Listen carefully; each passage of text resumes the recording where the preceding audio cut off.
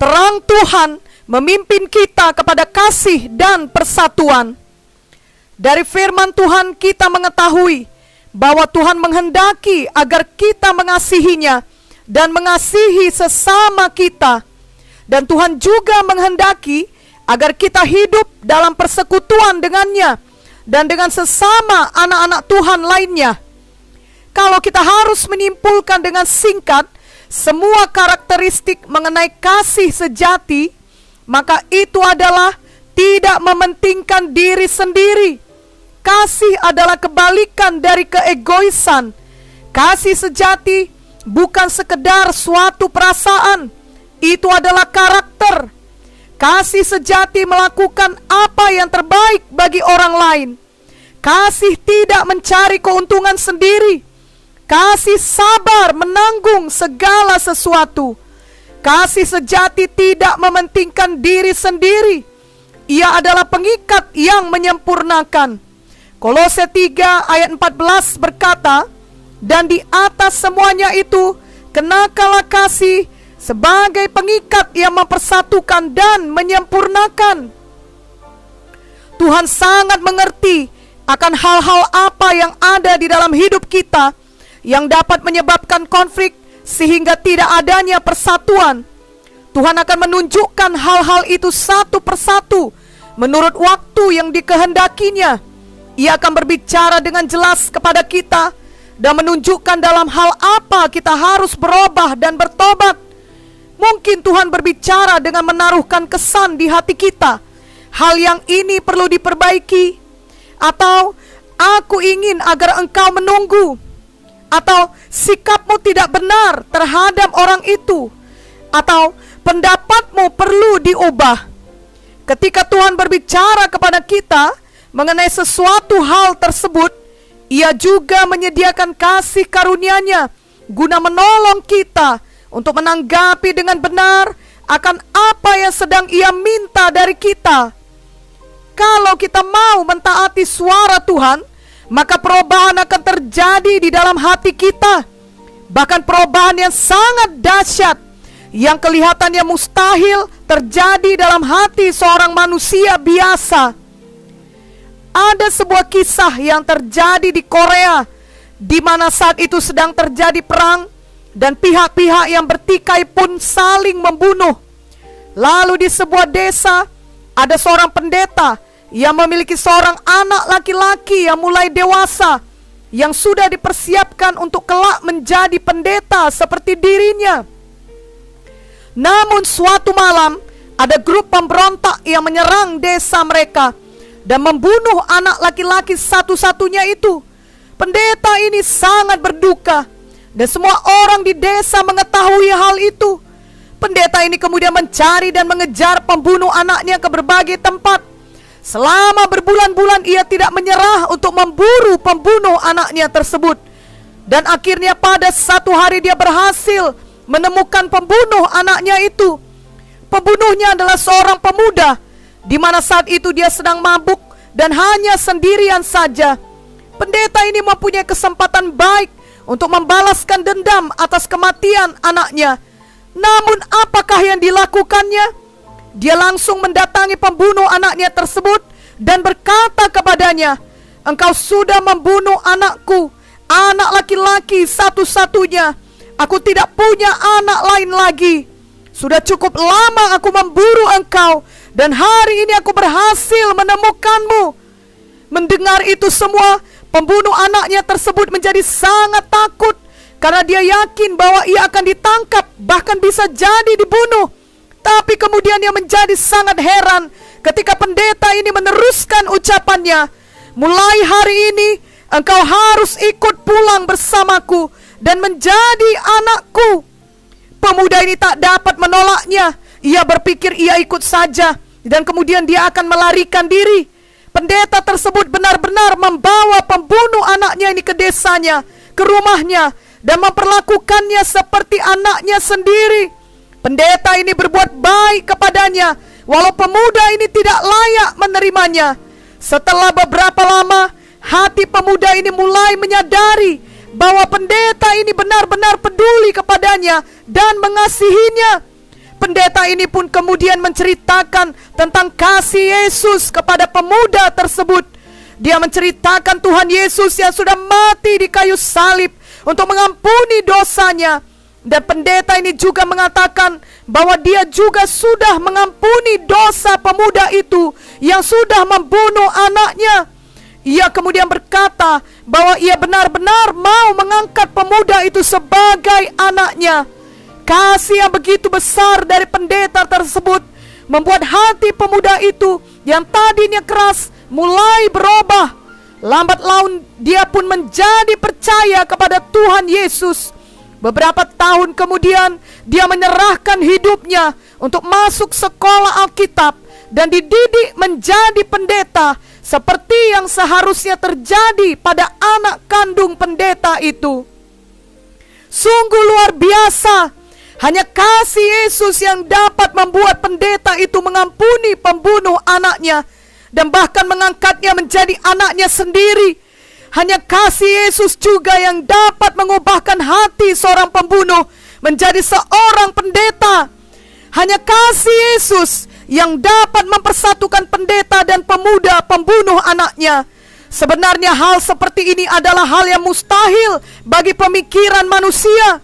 Tetapi sesungguhnya kasih Yesus yang sama besarnya juga telah tersedia bagi kita semua.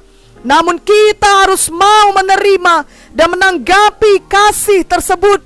Seperti kisah di atas, tidaklah mudah bagi pendeta tersebut untuk mengasihi pemuda yang telah membunuh anaknya. Tentunya tadinya hati pendeta ini dipenuhi kesedihan mendalam, juga dipenuhi amarah dan dendam kepada pembunuh anaknya. Namun kemudian terang Tuhan memimpin dia kepada kasih. Ia mau dan rela menerima firman Tuhan mengenai pengampunan sebagai suatu kebenaran. Itulah terang Tuhan. Ia tidak mengeraskan hatinya. Ia bersedia untuk mengampuni pembunuh anaknya. Sama juga halnya dengan pembunuh tersebut. Setelah ia menerima tindakan kasih dari pendeta itu, ia tidak mengeraskan hatinya. Ia tidak melarikan diri. Ia mau bertobat. Ia datang kepada terang Tuhan. Setiap kali kita mau datang kepada terang kebenaran Tuhan, maka suatu perubahan akan terjadi di dalam hidup kita. Itulah yang kemudian akan menyembuhkan bagian hati kita yang gelap, yang penuh dengan kebencian, kemarahan, dan keegoisan, dan kemudian membawa kita kepada kasih dan persatuan seperti kisah di atas. Berjalan dalam dosa berarti berjalan dalam kegelapan. Adalah dosa yang menghancurkan hubungan kasih dan menghancurkan persekutuan. Iri hati adalah dosa. Kebencian adalah dosa. Dan itu semua bertentangan dengan kasih Kristus. Dan itulah yang akan menghancurkan persatuan dan memisahkan kita seorang terhadap yang lain. 1 Yohanes 2 ayat 9 sampai 11 berkata, barang siapa berkata bahwa ia berada di dalam terang, tetapi ia membenci saudaranya, ia berada di dalam kegelapan sampai sekarang.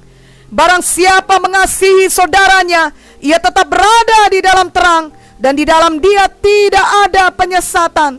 Tetapi barang siapa membenci saudaranya, ia berada di dalam kegelapan, dan hidup di dalam kegelapan.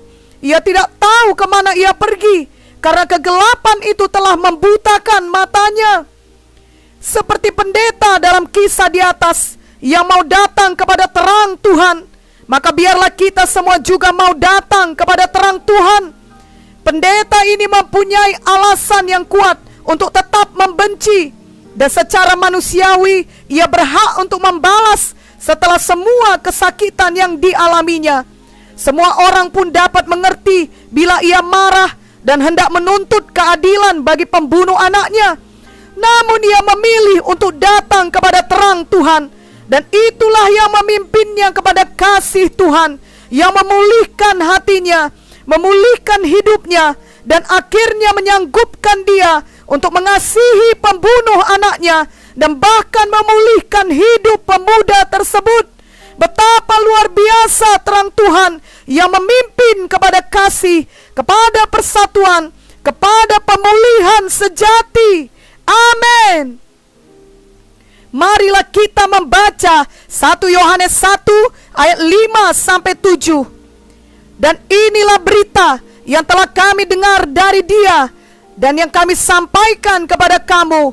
Allah adalah terang, dan di dalam Dia sama sekali tidak ada kegelapan.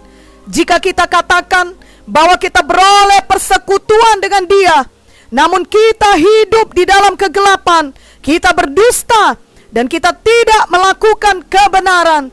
Tetapi jika kita hidup di dalam terang, sama seperti Dia ada di dalam terang, maka kita beroleh persekutuan seorang dengan yang lain, dan darah Yesus anaknya itu menyucikan kita daripada segala dosa. Jadi terang memimpin kepada kasih. Persekutuan kita dengan Tuhan adalah karena kita berjalan dalam terang. Persekutuan kita satu dengan yang lain juga harus didasari karena kita sama-sama berjalan di dalam terang atau berjalan di dalam kebenaran firman Tuhan. Berjalan di dalam terang yang berarti berjalan di dalam kebenaran Tuhan, itulah yang akan menyembuhkan kegelapan dan menyembuhkan tidak adanya persatuan di dalam hati kita masing-masing. Tidaklah mungkin memiliki persatuan sejati jika kita menghindari terang Tuhan atau menghindari kebenaran firman Tuhan. Kasih sejati disempurnakan tak kala kita berjalan di dalam terang. 1 Yohanes 2 ayat 5 berkata, tetapi barang siapa menuruti firman-Nya, di dalam orang itu sungguh sudah sempurna kasih Allah. Dengan itulah kita ketahui bahwa kita ada di dalam Dia. Orang-orang yang taat kepada firman-lah yang sampai kepada kasih sejati dan persatuan sejati. Oleh sebab itu janganlah kita mengeraskan hati dan mempertahankan kebenaran diri sendiri. Beberapa ayat berikut ini adalah kebenaran atau terang Tuhan bagi kita. Roma 15 ayat 1 sampai 3. Kita yang kuat wajib menanggung kelemahan orang yang tidak kuat, dan jangan kita mencari kesenangan kita sendiri. Setiap orang di antara kita harus mencari kesenangan sesama kita demi kebaikannya untuk membangunnya. Karena Kristus juga tidak mencari kesenangannya sendiri, tetapi seperti ada tertulis, kata-kata cercaan mereka yang mencerca engkau telah mengenai aku. Matius 16 ayat 24. Lalu Yesus berkata kepada murid-muridnya, setiap orang yang mau mengikut aku, ia harus menyangkal dirinya, memikul salibnya, dan mengikut aku. 1 Petrus 1 ayat 22. Karena kamu telah menyucikan dirimu oleh ketaatan kepada kebenaran, sehingga kamu dapat mengamalkan kasih persaudaraan yang tulus ikhlas. Hendaklah kamu bersungguh-sungguh saling mengasihi dengan segenap hatimu. Marilah kita mau mentaati firman Tuhan ini. Marilah kita mau mentaati apa yang dikatakan Roh Kudus dalam hati kita. Marilah kita berjalan dalam terang Tuhan.